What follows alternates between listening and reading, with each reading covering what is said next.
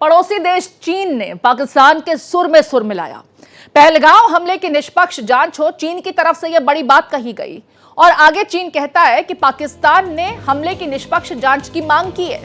विदेश मंत्री वांग यी ने पाकिस्तान के डिप्टी प्राइम मिनिस्टर से बात की और इसके बाद पाकिस्तान की सुर में सुर मिलाते नजर आए।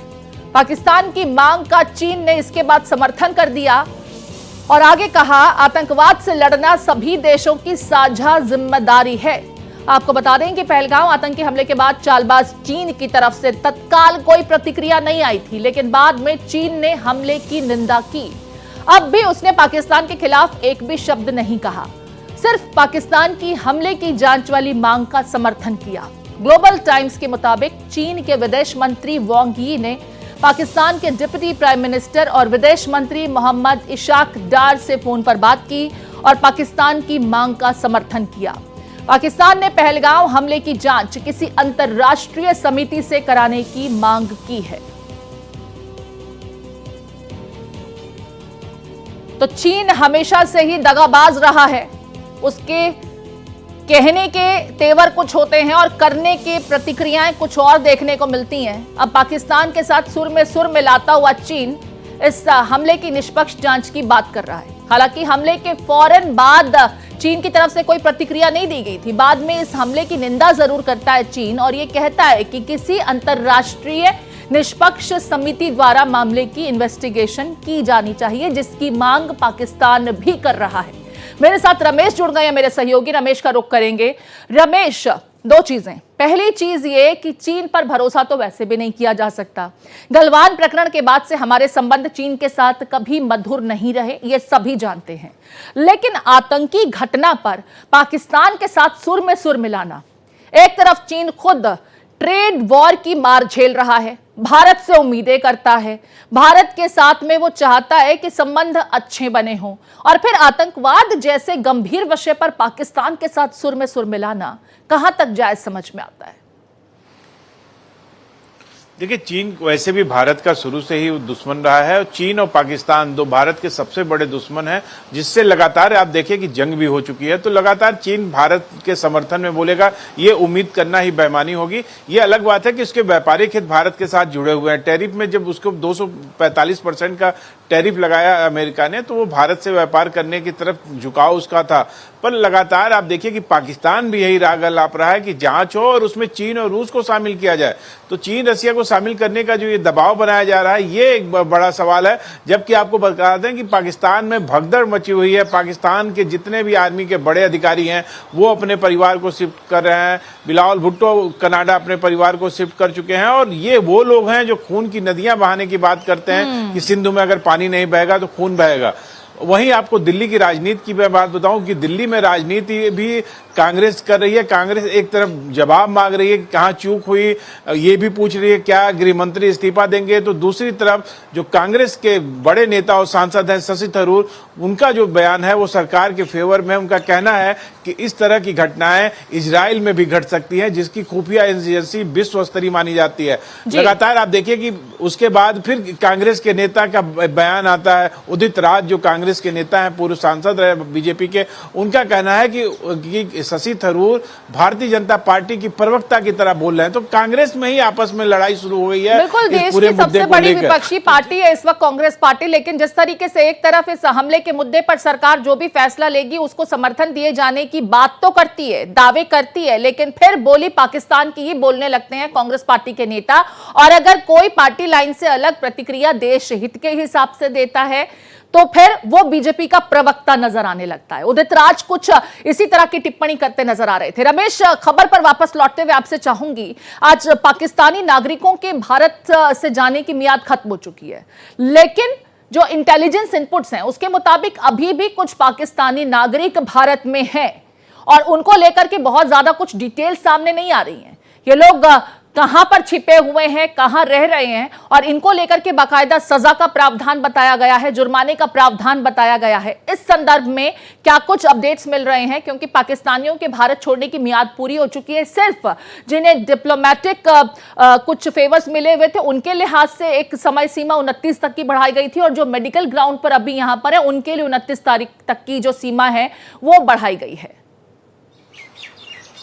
बिल्कुल प्रीति, आपको जानकर बड़ी हैरानी होगी कि सिर्फ दिल्ली में 5,000 पाकिस्तानी लोग हैं जिनकी सूची भारत सरकार के पास है। उन सबको कहा गया है भारत छोड़ने को। देखना होगा कि इतनी बड़ी संख्या है। आप देखिए कि पूरे देश में, चाहे राजस्थान हो, चाहे मध्य प्रदेश हो, उत्तर प्रदेश हो, तमाम जगहों पे पाकिस्तानी नागरिक हैं जो वैवाहिक संबंधों के कारण, व्यापारिक कारण, साथ ही साथ मेडिकल ग्राउंड पे जिनकी मियाद कल खत्म होगी, वो भी दिल्ली में है। और लगातार सरकार उनको नोटिस दे रही है कि वो जल्द से जल्द भारत को छोड़ें। और लगातार आप बॉर्डर पर देखिए कि लोग रोते हुए जा रहे हैं। भारत से कोई भी पाकिस्तानी जाना नहीं चाहता है। उसका जो हित है वो भारत में है, वो नहीं कर चाहता। उसका ये लगातार कहना है कि पाकिस्तानी जो आतंकी हमला हुआ है, जिस तरह से वो बहुत ही गलत हुआ, वो ये समर्थन करते हैं और कहते हैं कि भारत सरकार हमको रहने की परमिशन दे। कोर्ट तक गए, हाई कोर्ट तक लोग गए, पर कहीं कोई राहत मिलने की उम्मीद नहीं है। सारे पाकिस्तानी नागरिकों को भारत छोड़ना होगा। अगर वो नहीं छोड़ते हैं तो जैसा कि आपने बताया कि सजा का प्रावधान है, उस पर भारत सरकार कार्रवाई कर सकती है। आप दिल्ली का जिक्र कर रहे हैं रमेश, जो इनपुट्स मिल रहे हैं, दिल्ली के अलावा भी देश के कई हिस्सों में ऐसे पाकिस्तानी जो अभी तक वापस नहीं लौटे हैं, इनको लेकर के एजेंसीज भी अब एक्शन में नजर आएंगी, इनके विरुद्ध कार्रवाई की जाएगी। आपने जैसा कि कहा कि लोग रोते बिलखते भी लौट रहे हैं। पाकिस्तान लौटने को तैयार नहीं है वहीं के बाशिंदे, वो भारत में ही अपने आप को सुरक्षित समझते हैं। बावजूद इसके पाकिस्तान के नेता खून की नदियां बहाने की धमकी देते हैं, गीदड़ भपकी देते हैं। आपने बिलावल भुट्टो का जिक्र किया जिन्होंने अपने परिवार को कनाडा शिफ्ट कर दिया। ये नेता सिर्फ राजनीति कर रहे हैं, सियासत कर रहे हैं, अपने देश की जनता को गुमराह कर रहे हैं कि भारत से बदला लेंगे, भारत से इंतकाम लेंगे। और सबसे पहले उनकी प्रायोरिटी उनका अपना परिवार है, जिन्हें सुरक्षित करके किसी तीसरे मुल्क पहुंचा दिया गया। इसको किस तरीके से देखते हैं और कब तक ये गीदड़ भपकियां भारत के विरुद्ध स्टैंड करेंगी? देखिए, पाकिस्तान की हालत बहुत खराब है। पिछले दिनों आपने देखा होगा किस तरह अनाज के लिए वहां पे लूट मची थी, किस तरह से तमाम वीडियो आते हैं। आप उनको देख के बड़े आश्चर्यचकित हो जाएंगे कि इस हालत में, जिसकी आर्थिक स्थिति इतनी खराब है, जो अमेरिका के राहत पे जिसकी इकोनॉमी चल रही है, वो देश जो देश लगातार विकास के रास्ते पे चौथा, आप देखिए कि विश्व की चौथी सबसे बड़ी सेना है भारत के पास, ताकतवर देश है और तीसरी अर्थव्यवस्था बनने की ओर अग्रसर है भारत विश्व की। ऐसे देश को पाकिस्तान कहता है कि हमारे पास परमाणु हथियार है, गौरी है, तो तमाम तरह के वो मिसाइल हैं जो चौक चौराहे पर सजाने के लिए नहीं है। हर बार जब पाकिस्तान ने भारत पे कोई भी हमला किया है, उसको मुंह की खानी पड़ी है। और यही कारण है कि सैन्य स्तर पे वो नहीं लड़ सकता, चाहे थल सेना हो, वायु सेना हो, कहीं भी वो टिकता नहीं है भारत के सामने। उसके पास कुछ भी नहीं है। आप देखिए आर्थिक स्थिति, उसका जो बजट है पाकिस्तान का, वो हमारे रक्षा बजट से भी कम है। तो कहीं भी पाकिस्तान भारत से मुकाबला करने की स्थिति में नहीं है। और सिर्फ उसके पास धमकियां हैं, और वो इधर धमकियां, ये सबको पता है, ये पाकिस्तान के नागरिकों को भी पता है। उनके वीडियो आ रहे हैं कि पाकिस्तान को भारत से सीखना चाहिए। तमाम ऐसे वीडियो हैं जो कहते हैं कि प्रधानमंत्री नरेंद्र मोदी जैसा प्रधानमंत्री पाकिस्तान में होना चाहिए। तो ये तमाम है। आप पीओके को देखिए कि पाक ऑक्युपाइड जो कश्मीर है, वहां के लोग लगातार मांग करते रहे हैं। आप बलूचिस्तान का मुद्दा देख लीजिए, वहां भी हमला हुआ है कुछ दिन पहले ट्रेन को किस तरह उन्होंने हाईजैक किया। तो तमाम उनके अंदर खुद ही इतने ज्यादा विवाद हैं कि वो दूसरे देश की तरफ देख भी नहीं सकते, पर कायराना हरकत करते हैं। आप देखिए कि जिस तरह से जंगल के रास्ते से भारत में आतंकी आते हैं, 22 किलोमीटर पैदल चलते हैं, और उसके बाद वो जंगल का रास्ता है 22 किलोमीटर, मतलब 22 घंटे लगते हैं उनको आने में। और उसके बाद निर्दोष जो पर्यटक गए थे वहां घूमने, उनको धर्म के नाम पे उनकी हत्या। तो बड़ी साजिश है भारत को अस्थिर करने की, जिसको सरकार नेस्तनाबूद कर रही है। 10 से ज्यादा आतंकवादियों के मकान उड़ा दिए गए हैं। जी, लगातार भारतीय सेना भी एक्शन में है और ऐसे तमाम लोग जो आतंकियों के हमदर्द हैं, उन्हें मदद प्रोवाइड करते हैं, उन्हें लॉजिस्टिक सपोर्ट देते हैं, उन्हें बख्शा नहीं जाएगा, किसी को भी बख्शा नहीं जाएगा। बल्कि तमाम ऐसे आतंकी जो घाटी में सक्रिय रहे हैं, चुन चुन कर उनके ठिकानों को जमींदोज किया जा रहा है, नेस्तनाबूद किया जा रहा है। बने रहिए रमेश। इस बीच अपने दर्शकों को बता दें, बड़ी खबर आ रही है। पहलगाम हमले के बाद भारत सरकार की तरफ से एक और बड़ा फैसला लिया गया है। पहलगाम आतंकी हमले के बाद एक्शन की बात कही जा रही है। सरकार ने पाकिस्तानी यूट्यूब चैनलों पर भी बैन लगा दिया है। गृह मंत्रालय की सिफारिश पर सरकार ने यह कदम उठाया है। भारत के खिलाफ गलत सूचना प्रसारित करने को लेकर यह कार्रवाई की गई है। झूठे और भ्रामक बयान देने को लेकर के यहां भारत सरकार का बड़ा फैसला। पहलगाम आतंकी हमले के बाद यह एक्शन देखने को मिला। पाकिस्तानी यूट्यूब चैनलों पर बैन लगा दिया गया है। हमारे साथ रमेश जुड़े हुए हैं, रमेश का रुख करेंगे। रमेश, हमने पहले भी देखा था कि इंस्टाग्राम और ट्विटर जैसे प्लेटफॉर्म्स जो हैं उस पर पाकिस्तानी सरकार द्वारा जो भी कुछ बयानबाजी की जा रही है उस पर रोक लगाई गई थी। अब यूट्यूब पर भी पाकिस्तानी जितना कंटेंट है उस पर बैन लगा दिया गया है। पाकिस्तानी चैनल्स पर यूट्यूब पर भी बैन, यानी भारत में आप उसे एक्सेस नहीं कर सकते क्योंकि वहां से सिर्फ और सिर्फ दुष्प्रचार फैलाया जा रहा है जिसका असर भारत पर भी पड़ता है। बिल्कुल, आप देखें कि ये बड़ा कदम है भारत सरकार का। इसके माध्यम से ये भी पाकिस्तान को आर्थिक नुकसान पहुंचा गया, क्योंकि पाकिस्तान के जो वीडियो बनते थे वो भारत में सबसे ज्यादा देखे जाते थे, जिससे कि उनको आर्थिक लाभ मिलता था। उस लाभ को भी भारत सरकार ने इस फैसले से खत्म कर दिया है। साथ ही साथ जो दुष्प्रचार होता था इसके माध्यम से उसको भी रोका है, जो कि बहुत जरूरी है। जिस तरीके से आप देखिए कि सोशल मीडिया के माध्यम से तमाम तरह के दुष्प्रचार चलते हैं वो कहीं ना कहीं बहुत ज्यादा घातक होते हैं और कई बार उनके दुष्परिणाम बहुत खतरनाक रहे हैं। तो इसके लिए सरकार ने ये बड़ा कदम उठाया है। पर उससे बड़ी बात कि इस समय प्रधानमंत्री को 11 बजे की जो बैठक है वो बहुत महत्वपूर्ण होने वाली है। रक्षा मंत्री उसमें है, डोभाल उसमें है। तो कहीं ना कहीं लगातार जिस तरीके से सरकार एक रणनीति के तहत, आप देखिए कि पूरा विश्व जान रहा है, हर बड़ा नेता कह रहा है कि भारत कोई बड़ा कदम उठाएगा। जिस तरह से आपने उरी की घटना को देखा होगा, वो लगातार इस तरीके से उम्मीद कर रही है, जनता भी उम्मीद कर रही है। जनता बार बार पूछती है क्योंकि मीडिया में होने के नाते उनको लगता है कि हमें जानकारी है, पर जिस तरीके से सरकार कदम उठाती है कहीं ना कहीं वो बहुत ही ज्यादा सीक्रेट रखती है इस तरह के कारनामों को, और उसके बाद जब वो हो जाता है तब वो जनता के सामने आता है। बिल्कुल ठीक कह रहे हैं आप रमेश। अगर उरी के ऑपरेशन की बात की जाए, उरी का जो बदला भारत ने लिया था उस ऑपरेशन को तो कोई नाम भी नहीं दिया गया था। बावजूद इसके उरी अटैक को अंजाम देने वालों को पाकिस्तान में ही घुस करके सबक सिखाया था भारतीय सेना ने, और शायद यही वजह है कि पाकिस्तानी सेना भी यह बखूबी जानती है कि हम वो कर सकते हैं, हम सक्षम हैं। ऐसे में सीज फायर का उल्लंघन लगातार पाकिस्तानी सेना द्वारा किया जा रहा है। खास करके रात के समय फायरिंग बहुत ज्यादा तेज हो जाती है क्योंकि उनको किसी ना किसी मिलिट्री ऑपरेशन की आशंका है भारत की तरफ से। बिल्कुल, आप देखिए कि लगातार 4 दिनों से जो बॉर्डर है वहां पे फायरिंग हो रही है, सीज फायर का उल्लंघन हो रहा है, और भारत सरकार के भारतीय सेना भी उसका जवाब दे रही है। पर वो छोटे हथियारों से हो रही है, इसलिए कोई मतलब जान माल का कोई नुकसान नहीं हो रहा है। पर कहीं ना कहीं पाकिस्तान की सेना डरी हुई है, घबराई हुई है, और उसका नतीजा है तमाम जो पाकिस्तान के सूत्र हैं उनसे जानकारी मिली है कि सेना के जो बड़े अधिकारी हैं वो अपने परिवार को विदेशों में शिफ्ट कर रहे हैं। क्योंकि आपको पता है कि पाकिस्तान की सेना व्यापार भी करती है, सुई से लेकर जहाज का व्यापार पाकिस्तान में पाकिस्तान की सेना करती है, और उनके जितने भी आर्मी के अधिकारी होते हैं सबके विदेशों में आप जाइए तो तमाम प्रॉपर्टी है, तमाम उनके बिजनेस है।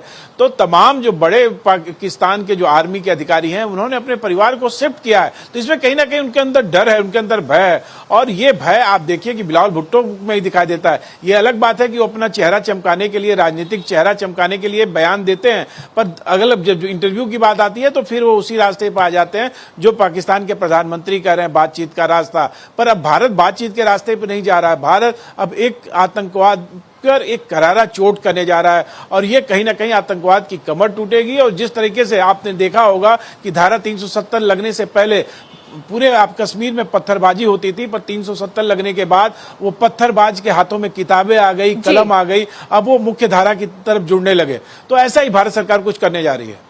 ठीक है, यहां पर सैन्य ऑपरेशन को लेकर के समूचा देश जानना चाहता है कि क्या कुछ होने जा रहा है, क्योंकि इस बार का जो आतंकी हमला है रमेश, वो सिविलियंस पर हुआ और उसे कोई भी बर्दाश्त नहीं कर सकता। प्रधानमंत्री नरेंद्र मोदी मधुबनी गए थे, उस दरमियान प्रधानमंत्री नरेंद्र मोदी ने भी किसी बड़ी कार्रवाई की और साफ संकेत दिए थे और उन तमाम पीड़ित परिवारों को यह आश्वासन दिलाया था कि उन्हें उनका बदला मिलेगा।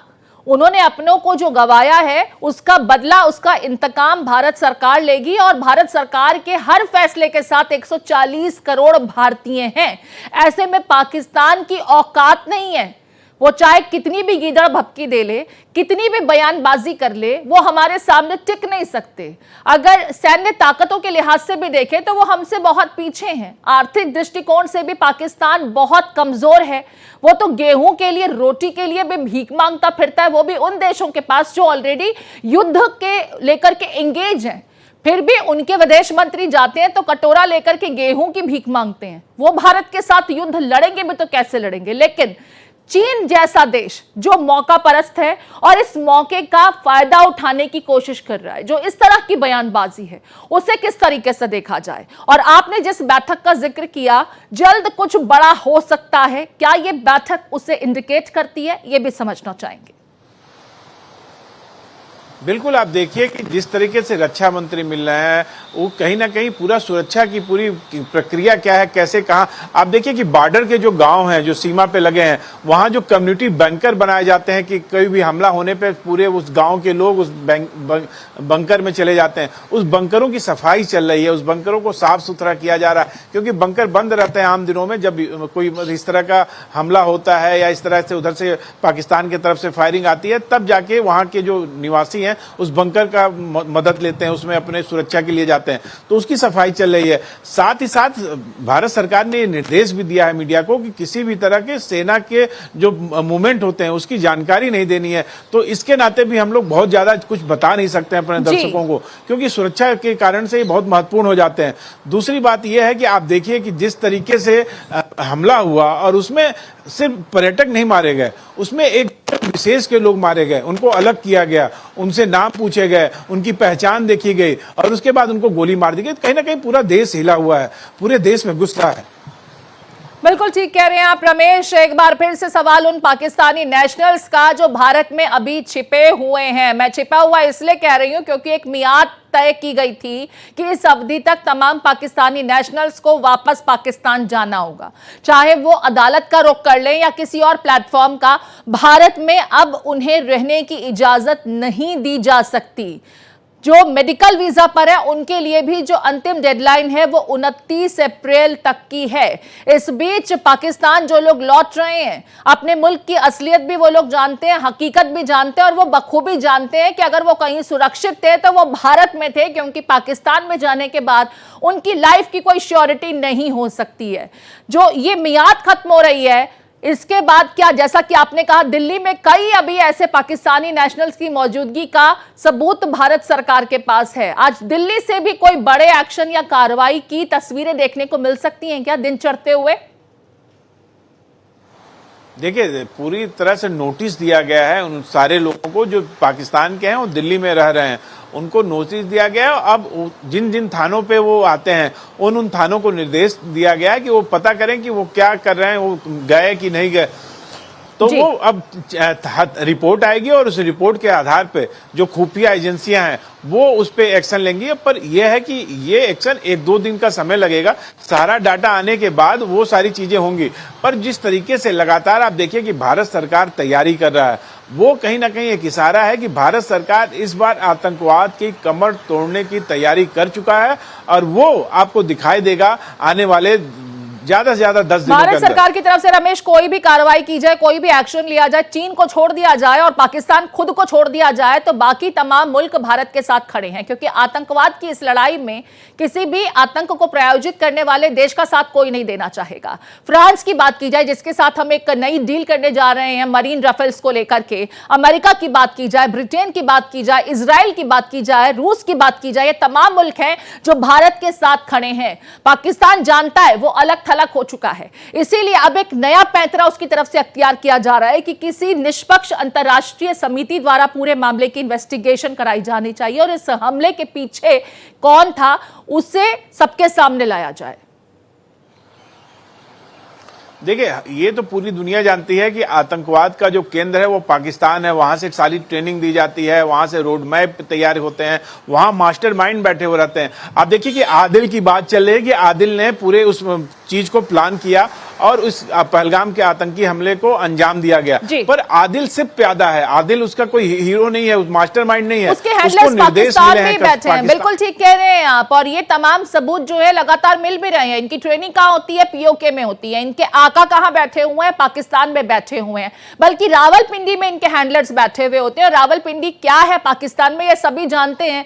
पाकिस्तान का मिलिट्री बेस यहां पर मौजूद है और इस वक्त बौखलाहट भारत द्वारा किसी भी एक्शन को लेकर के आशंकित जो हैं वो सिर्फ पीओके या एलओसी के पास ही लोग जो वहां पर पाकिस्तानी तरफ से मौजूद है वही नहीं है, खलबली रावलपिंडी तक देखी जा रही है। बहुत शुक्रिया रमेश, विस्तार से चर्चा करने के लिए आपका तमाम हालातों को लेकर के।